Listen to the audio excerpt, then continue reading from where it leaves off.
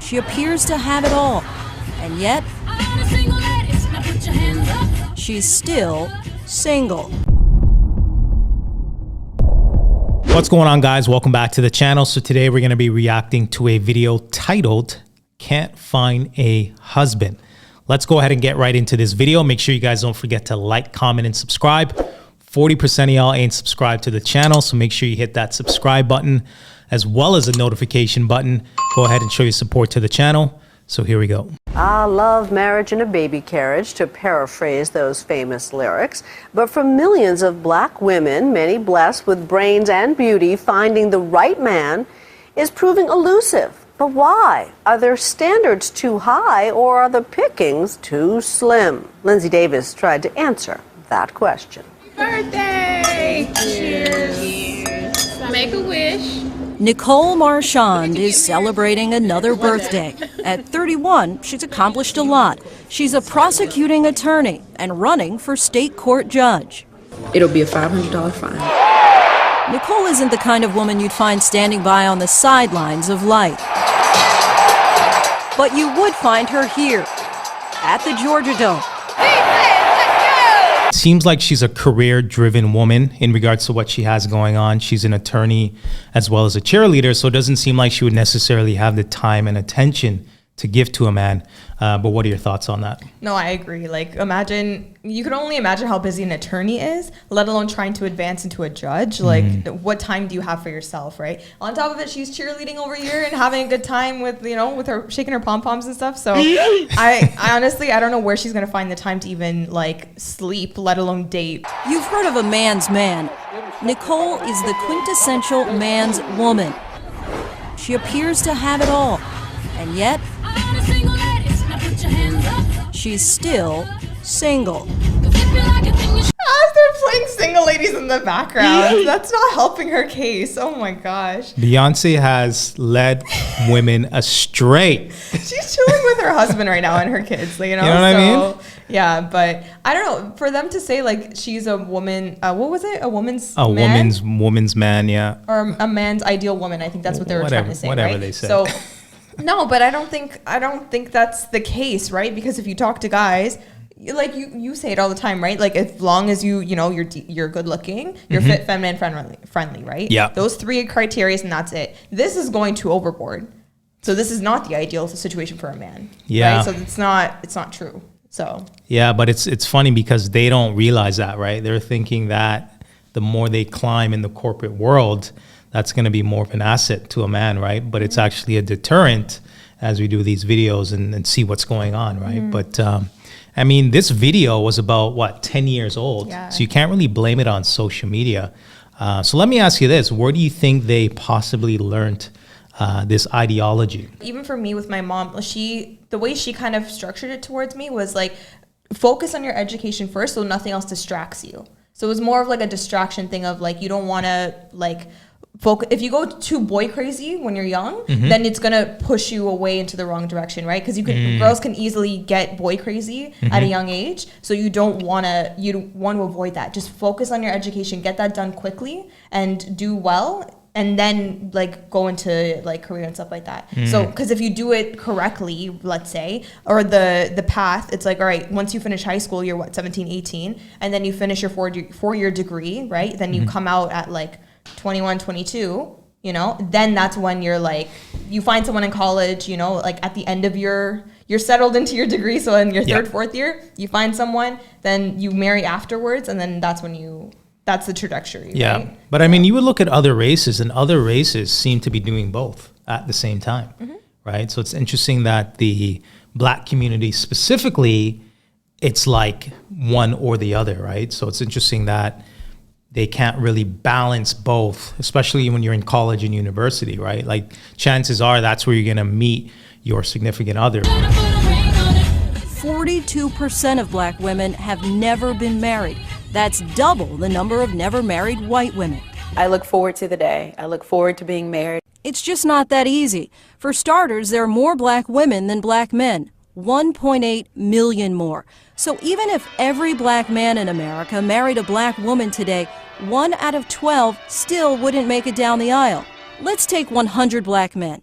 if you eliminate those without a high school diploma, those without a job, and the number of black men between the ages of 25 and 34 who are incarcerated, that leaves only about half of black men eligible to pop the question. First of all, these stats are crazy. Like, I was just reading, 54% only, like, eligible. But I guess that's the sad part, too, because even if, like, what they said is true, right? Even if every black woman were to marry a black man, there's still going to be a surplus of women that will not marry. Right. That's what it is. So you want to be able to position yourself the best way. If your goal is marriage, you need to make sure, like, especially if the stats are against you, you got to put yourself in the best position possible, like, to be competitive in the market, right? In the dating market.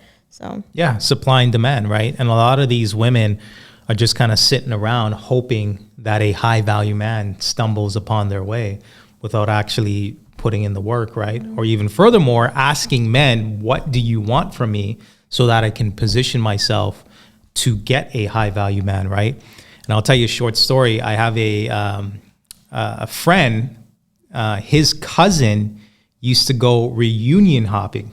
Not club hopping, but reunion hopping, going from reunion to reunion. high school reunion or what do you mean? Like college, university reunions. Okay. Finding a man. Just going from campus to campus to campus. And she didn't go to all these schools? No, I'm confused. no. That is crazy. No. So you Nope. Google where the next, like, a college reunion is in your town or something, and then you're like, okay, let me hop through and see who's around here. Because you know they're that's actually so funny, because you know that they have their education. Right. They probably in their career. That's hilarious. Right. But the point is hilarious. she put the work in, right? Oh, so it's good is what you're saying. It's good. Oh! Because she was single, right? She was single. She was hitting 30. Okay. Right? Yeah. And she needed a man, right? Because she didn't want to die alone. Yeah. So she ultimately put the work in to find these reunions to ultimately get herself a high value man. So then let me ask you, so what happened? Like, did she find? Yeah, she got she got married. Yeah, she got married. That is hilarious. She got married. Yo, good for her. Oh my God, that is wild. I don't know if I could ever. That's if that's what it takes, you got to do what you got to do, right? When you hit that age and you're like, I need to put myself out there more. It is sad to see that the majority of the defendants that we prosecute are black males. Those numbers can be very disappointing. Admittedly, the selection of men is slim. Get it through your head. You're the Friday girl that's just for sex. That's what you are. We broached this serious dilemma with comedian turned relationship guru Steve Harvey, author of the book Act Like a Lady, Think Like a Man. Wow. There are still a lot of good men out there who are being overlooked. Harvey says black women don't have to settle, but may need to compromise. You a corporate exec? Does he have to be a corporate exec? You make $150,000 a year. He has to make $150,000 or above? That's your requirement? If your requirement sheet is ridiculous, you have to look at it. What we looked at were the large numbers of professional black women who groomed themselves for success with BAs, MDs, and JDs. 70% of them are still without the more elusive title, MRS. I would be lying if I said that I don't have fleeting thoughts of, okay, I'm 32, my clock is ticking. The tick-tock of the biological clock is getting louder for several of Nicole's single friends. Meet Chateau Waters. She's a 32-year-old high school counselor pursuing a doctorate degree in psychology. We have this thing called the black girl curse. A lot of our white friends are married by 25. All right, so here we go with this race thing. This is not a race issue. These women have simply prioritized their diploma and degrees over a man, right? And when you're in the corporate world, you're developing these traits, right? These personality traits that is not desirable in a relationship, right? Mm-hmm. Being assertive, being aggressive, negotiating, things of that nature, right? Men don't want to deal with quarrelsome women. So it's not the fact that you're black or white, it's the fact that you have developed traits over the years in your field that is not desirable. But what are your thoughts? No, and I also think that they don't have enough relationship just experience, right? Because you could be an attorney and be an amazing person and be very like, I want to focus on family. Like that is a huge priority for me. You know what I mean? So I think it's more of just having, like, you need to have some kind of separation. It's okay. Like if you want to get your doctorate, right? And if there's something, if that's the case, then and you also want a family, you're going to have to kind of be in reality a little bit and kind of understand, like, okay, what is possible for me that I can still, like, or what's more important maybe? Like, you have to ask yourself more questions, right? Yeah. To see, like, all right, if my focus is career, then go full out, then fine, whatever. But if your focus is family, like, you have to align your activities, like, you're, like, towards that, right? Yeah. So yeah, like we're not saying not to work. You can still work, right? Yeah. But maybe you need to take a role that's not as demanding, right? That's not as stressful. That's not as taxing on you mentally, right? That's not going to keep you away from your family for, 10, 12 hours a day, right? So there's alternatives that you can do and kind of position yourself so that you're able to have a family, but still work if you wish to do so, right? Yeah. But these women are saying, nope, I ain't having it. listen, I want to be my career, right? I want to be a boss, level up diva chick. All my life I had to fight. And men need to come into my world, right? And that's not the case. yeah, and I think even in like European culture, I think for them, their outlook on life is more so like I work to live. I don't live to work, right? So for them, they're very family focused. Like like in like European culture, they're very like family knit. So having that mindset, I think it's just more, it's different because in North America, we're more focused on like, no, you need to work and you need to get more money. You need to do this because you want to buy more stuff and blah, blah, right? So it's the pressure of like, I need money. So let me do everything that I can to like, you know what I mean? Put myself in a better position, but it doesn't always have to be that way. If you just work with somebody, listen, you just doubled your income right there. Like, you know what I mean? Let's say if they change their mindset, instead of, if I'm one person and if I get a PhD, then I can make 100,000, right?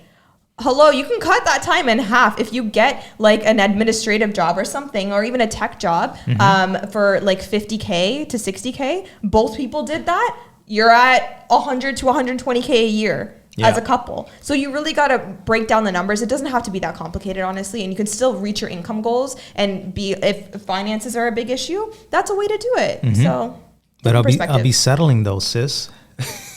Why? Oh my God. Imagine if you both worked in tech and you both are remote and you're building a family, you're both able to stay at home and you know what I mean? But my and degree, you still get a lot though. of money, but you My still get a lot of money that way degree. too. Like happily married, kids by 27, and we're like, what is the deal with the BGs? You know, just, and it's the black girls. Jakeen Ashford is a chemist for a pharmaceutical company. Now that she's 34, she's lowered the bar when it comes to height requirements. I don't have a certain criteria, like if you're not 6'5", and I used to, but then as I got older, I said, okay, well maybe if you're 6'3", 6'2", 6'4", okay, maybe we could see eye to eye. I kind of have certain standards that I hold myself to, and I don't feel like I should have to settle on those for the sake of having somebody. This woman, then just be alone then. If you're not willing to like, because no one's perfect. That's the thing. Are you perfect? Are you like the most fittest girl that all these guys want? You know what I mean? She wants like, a professional athlete and she's 34. Like, yeah. bro. I don't know. It just always kills me when I hear women talk about wanting this perfect man. It's like, okay, but are you the perfect woman? Right. Like really, like let's really be honest here. Is that what you like? Is that what you're portraying? So no one's perfect, and you're not. It's unrealistic to think that someone's going to be perfectly matched for you. It's going to be, the probability of that is low. So you just want to work with your odds, being like, okay, the odds of me finding someone that is relatively like my height or a little bit taller, that makes, you know, like the average income, and that has like great family like values and morals and ethics, all that stuff. Have the ground base, and then have that be your like non-negotiable. Anything more than that, cool, that's a bonus, but it doesn't need to be a requirement. That's the problem. That's settling for them though. Stop, no. Honestly, that is settling. It's like being, what you just said is settling. That's like bottom of the barrel. Like that's the way they're viewing it in their eyes. Isn't that crazy? Man, that is sad though. No, but you're she's a chemist. You're concocting a recipe for failure. So like, it's just not, it's not feasible though. That's the thing. If you really try to think about like the amount of men that are 6'5", come on. Like, it's just like look around, go less to the than grocery 1%. store, Yeah. go to the freaking like gas, whatever in your day to day. How many men are actually 6'5" that you run into? I'm willing to wait. Like many black men, she's also open to dating outside her race. In fact, in the past decade, the number of black women entering interracial marriage has more than doubled. In fact, last night was at a restaurant. Had a great conversation with this Caucasian gentleman. I mean, we were vibing, we were clicking. I'm thinking, he's gonna ask for my number. White men never ask for my number.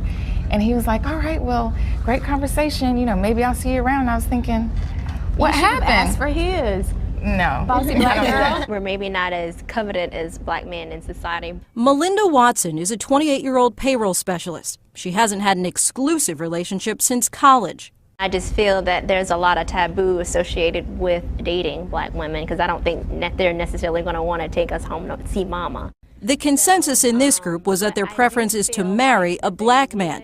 It's not that they can't find one to date. The issue in many cases is exclusivity. You meet these great guys, you have good relationship, good rapport, and then it's almost like, I'm gonna keep you around and hopefully when I'm ready to settle down, you'll be there. That's the back pocket girl. The back pocket girl. And every now and then they'll check in with you to make sure you're still single. You're not married yet, are you still single? You still waiting on me? No, not really. Chateau hasn't been in a committed relationship in more than a decade. Yeah, but that's the problem. That's how men are viewing you. Yeah. They're viewing you as a side chick. And the reason being is because you're not wifey material. There's so many thoughts that are running through my mind right now. I don't even know where to start. First thing is like the payroll specialist, the 28-year-old. Mm-hmm. So she was saying something about, what was she saying? She was, last relationship was in college or something like that. And she's 28 and it's like, she's like, oh, but I don't think black women, like people want to bring black women home to their parents. This is not a race thing. Like, I'm sorry, for the 4% of modern women that watch this channel, this is not a race thing. This is a you thing. If you have 4 quality women that you're dating and, you know, they're in rotation, I mean, who's going to rush into a marriage? We decided to ask Mr. Harvey for advice.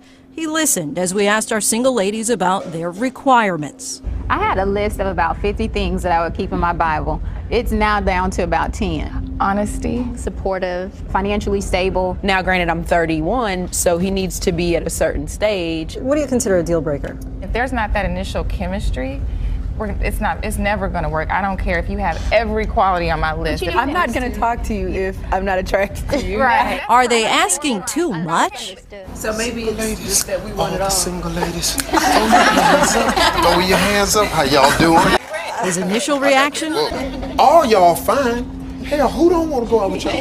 Men my age have made a mistake in that we didn't teach the generation behind us the principles of manhood. There are so many African American men missing, absent in the family. His advice? Go for the older man. You have a biological clock. We don't. While these women look forward to settling down, they're not willing to settle. The one thing that I can't control is a man choosing to marry me. And so I choose not to worry about it. Being that I've waited so long, I can't settle now. It's not an option for me. I would love to be in a relationship, a marriage, but I don't feel that defines me. So if I don't find the perfect person for me, then I'll just remain single. I'm Lindsay Davis for Nightline in Atlanta, Georgia. All right, guys, so we're going to go ahead and end this video. These women are delusional. They rather die alone than to coexist with somebody that's going to take care of them, be a good person, right? Somebody that they can build and grow with. Mm-hmm. Nope. I'd rather die alone, be a wino, and sit around with my single girlfriends and complain about why men are not good people or why men are trash or why men are, you know what I mean? Like, it's just ridiculous. But what are your final thoughts? Because he didn't meet my height requirement. I'd rather 6'6". I don't want to settle. 5'10" is just not, I'm not settling. I'm sorry. And lo and behold, he's everything else that you ever wanted. Like, you can't please these types of women. Unfortunately, you can't really save them because they have this predetermined thought process of what a relationship should be for them specifically, and they're not going to budge on that. Oh yeah, they're stuck in their ways. They're not changing at this. Like, you heard her. She's like, I've waited this long. Why go back now? It's like, crazy. You've been doing the same thing incorrectly for all these years, and you're still stuck on doing the incorrect thing. Like, what are you talking about? Okay, you don't want better for yourself. You can't. Honestly, you can't help everybody at this point. All right, guys, so we're going to go ahead and end this video. If you like this video, make sure you like, comment, and subscribe. And until next time. Bye, guys.